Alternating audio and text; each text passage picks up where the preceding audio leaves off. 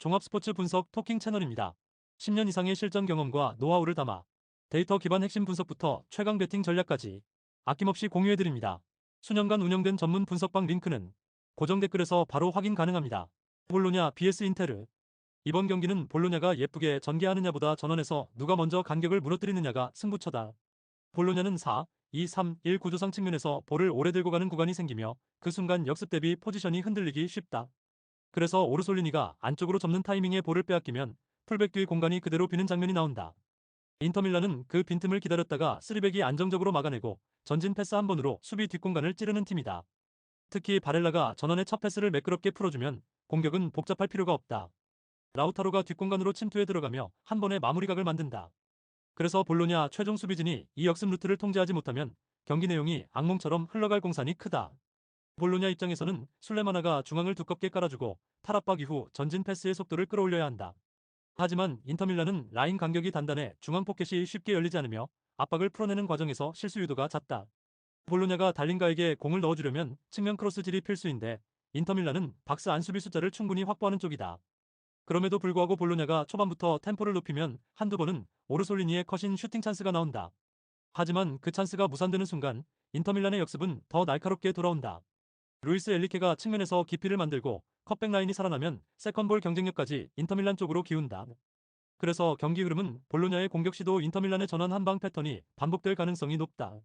결국 실점 리스크가 더 큰 쪽은 볼로냐이며 인터밀란 승리 시나리오가 가장 자연스럽다. 토킹 추천 배팅. 승무패 볼로냐 패 강추. 언더오버 오버 추천.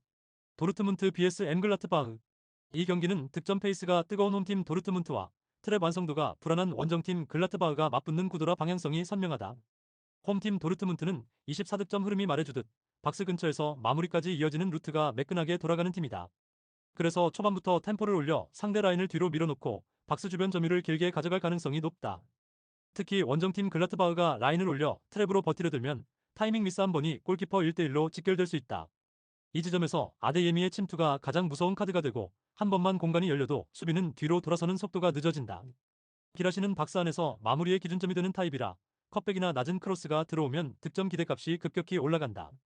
그리고 은메차가 중원에서 전진 패스의 속도를 올려주면 공격 전개가 끊기지 않고 파상 공세로 이어질 가능성이 커진다.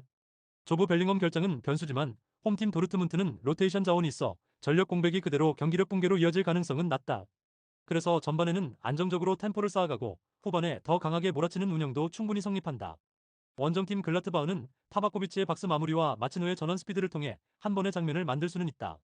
하지만 홈팀 도르트문트가 레스트 디펜스를 정리해두면 원정팀 글라트바흐의 전환은 단발로 끊길 가능성이 높다. 그럼에도 불구하고 쓰리백 맞대결은 순간적으로 측면 뒷공간이 열릴 수 있으니 홈팀 도르트문트도 수비 전환 집중력은 끝까지 유지해야 한다. 다만 원정팀 글라트바흐의 트랩이 흔들리는 흐름이 오늘도 반복된다면 홈팀 도르트문트는 오히려 수월하게 경기를 풀 환경이 조성된다. 그래서 이 경기는 아데예미의 침투와 기라시의 마무리가 한 번만 맞물리면 스코어가 빠르게 벌어질 가능성이 있다. 결국 전술 상성과 수비 구조의 약점까지 감안하면 홈팀 도르트문트 승리가 가장 자연스럽게 성립하는 그림이다. 토킹 추천 배팅. 승무패 도르트문트 승 강추. 언더오버 오버 추천. 발렌시아 vs 마요르카. 이 경기는 홈팀 발렌시아가 템포를 쥐고 흔들 수 있는 구도가 먼저 잡히는 매치업이다. 원정팀 마요르카는 4-2-3-1로 중앙을 닫고 버티려 하지만 본토 원정 이동이 누적되는 환경에서는 후반 체력 저하가 변수로 커진다. 그래서 발렌시아가 전반부터 무리하게 달리지 않고 페펠루 중심으로 볼을 돌리며 리듬을 만들 가능성이 높다. 중앙에서 템포가 안정되면 하비게라의 전진 타이밍이 살아나고 박스 앞에서 패스 선택지가 한 번 더 늘어난다. 또 한 단위 라바가 측면에서 컷인으로 수비 시선을 끌어주면 반대편에서 침투하거나 이선이 박스 안 숫자를 채우는 그림이 나온다.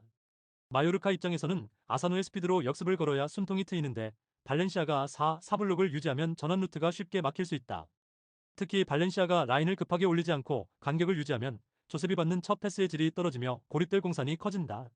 그럼에도 불구하고 파블로 토레가 라인 사이에서 공을 받는 순간은 위험하니 발렌시아는 중원에서 그 첫 터치 시간을 주지 않는 게 포인트다. 이 부분을 페펠루가 압박 타이밍으로 끊어주면 마요르카는 전개가 길어지기 어렵고 롱볼 비중이 늘어날 수 있다. 롱볼이 늘어날수록 세컨볼 경쟁력 싸움이 중요해지는데 이 구간은 홈팀 발렌시아가 더 꾸준히 붙을 여지가 있다.